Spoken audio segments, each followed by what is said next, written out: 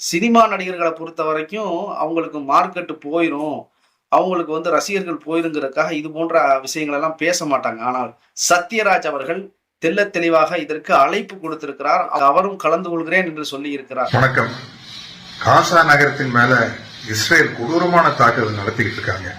ஆயிரக்கணக்கான குழந்தைகள் செத்து போறாங்க, அப்பாவி மக்கள் செத்து போறாங்க, லட்சக்கணக்கான பேர் அகதிகளா வெளியேறாங்க.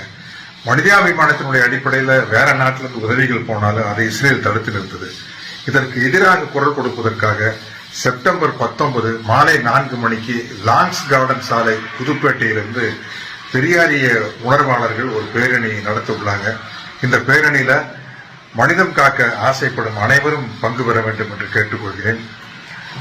ஏன்னா இன்னைக்கு இருக்கிற சமூக வலைதளத்துல, டெக்னாலஜியில, சோசியல் மீடியா டெவலப்மெண்ட்ல உலகத்தின் எந்த மூலையில் அநீதி நடந்தாலும் அதற்கு எதிராக குரல் கொடுக்கும் போது இந்த சோசியல் மீடியா மூலமா உடனே எல்லா இடத்துக்கும் போய் சேரும். அதனால நம்மால் முடிந்த கடமையை இந்த மனிதம் காக்க செயல்படுத்த வேண்டும். சிறுதுளி பெருவெள்ளம் என்ற அடிப்படையில் இந்த பேரணி மாபெரும் வெற்றியடைந்து உலக மக்களின் கவனத்தை ஈர்க்க வேண்டும். பேரணியில நானும் கலந்துக்கிறேன். மனிதம் காக்க ஆசைப்படும் அனைவரும் கலந்து கொள்ள வேண்டும் என்று கேட்டுக்கொள்கிறேன். நன்றி, வணக்கம்.